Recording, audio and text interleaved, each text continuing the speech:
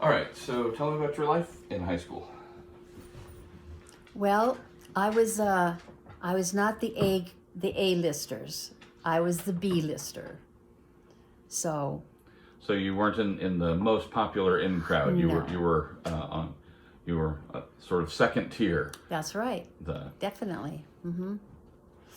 But I had, my group of friends, and we were all quite happy. In fact, well, no, it was when I senior. I met my very best friend, who's my very best friend today. Was in contemporary problems, and when I was a senior. Jane. Yes, Okay. yes.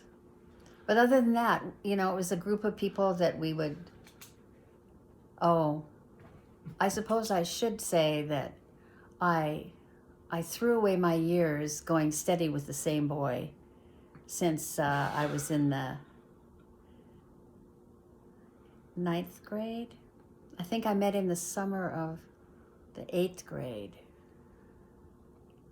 Anyway, well, it's the same guy. And Okay. then, Who's that guy? Dean. Okay. And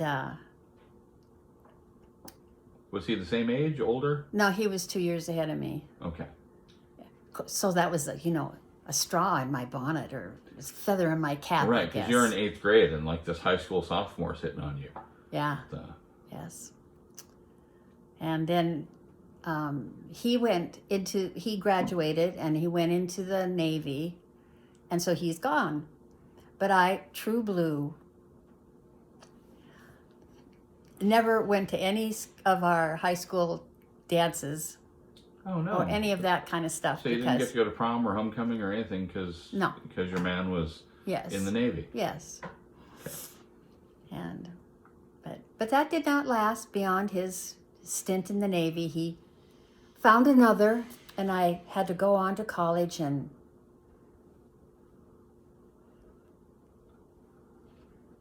by then I went out with other guys In college.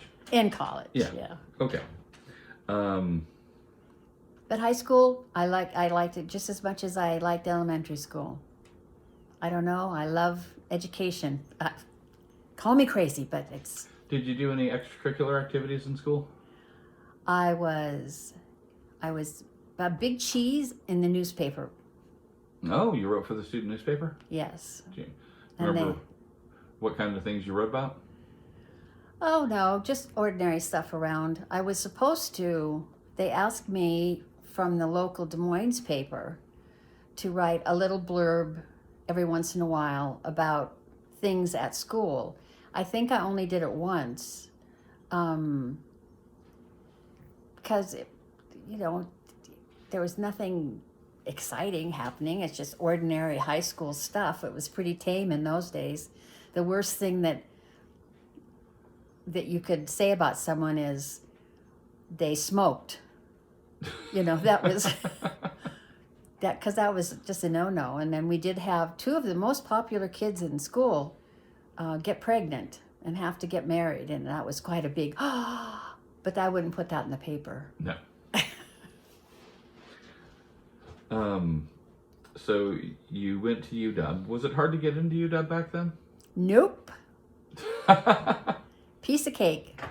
It costs under $100 per semester or per quarter. Well, I mean, I asked because, by the time I was applying, in the 80s, it was already selective, right? There were a lot of people who couldn't get into to UW, and but I mean, I'm trying to figure out if it was selective back then, or if Well, I guess you could say that it was, in that everybody who wanted to go to college had to take a state test. okay. There was you had to go on a Saturday to take this test, and I don't remember anything about it, but obviously I did well enough because I was allowed to. And you probably had good grades. I had B plus A minus grades. Yeah. That was me. Yeah. Except in math, let's not forget. Yeah.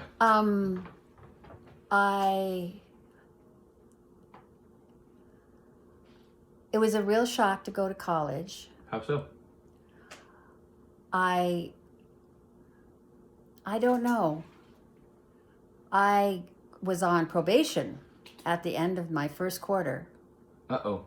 You're having trouble in your classes. I think I had too many classes, and one of them for sure I should not have taken. I had taken 2 years of French, and so I thought I should start on second year French at college. No, that was too hard. And I had a fussy little Frenchman who thought his language was the be-all and end-all of languages, and was not at all kind to those of us in the class who were sitting there going, huh? So that was hard. I don't know. I don't know if it was because I was free to go to class or not go to class. I did go to class. I knew I knew that it was a good idea to go to college because at that time I didn't have any idea what I wanted to do. Yeah. I mean, I was going to college because I was expected to go to college. And, but that really woke me up. Were you commuting from home? Oh, yes. Okay. Yes, I commuted from home. And yes. so how did you adapt to being on probation? I worked harder. Okay. And I didn't take any more French.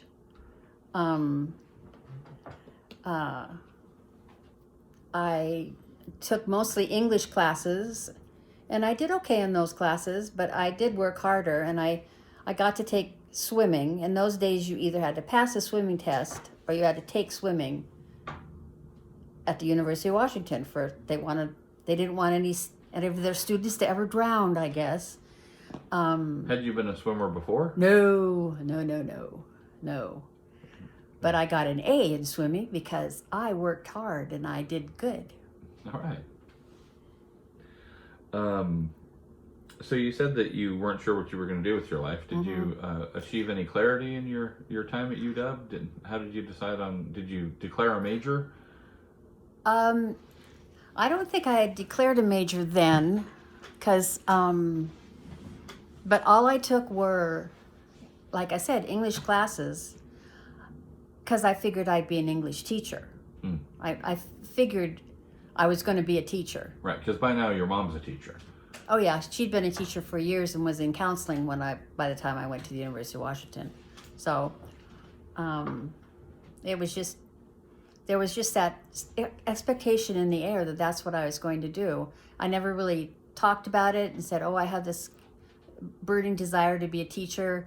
I just knew that I was out in the world and I was going to have to get a job, and I was good in English, and I enjoyed poetry and all the great authors, which I'll never read again.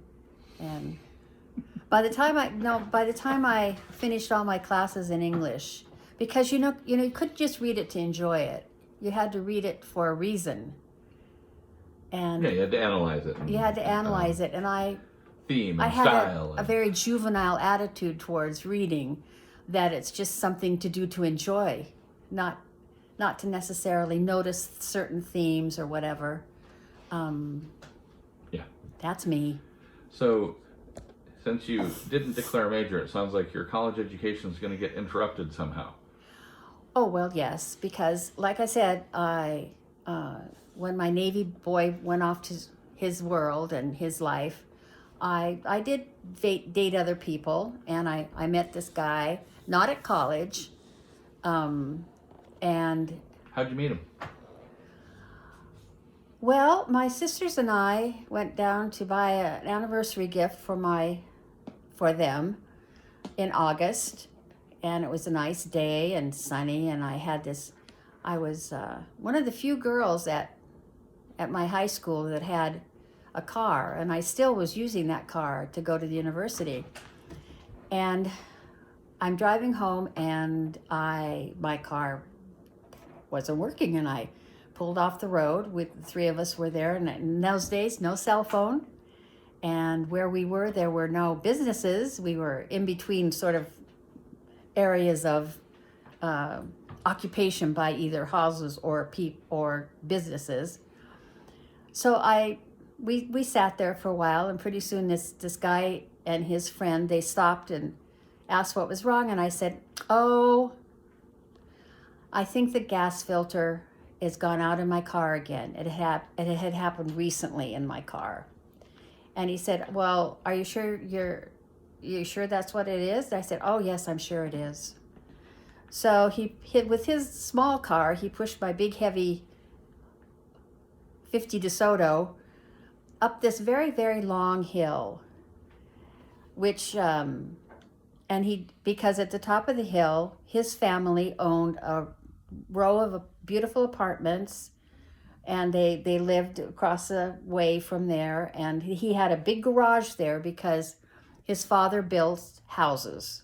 So he pushed my car into this garage, and he called a friend of his to get a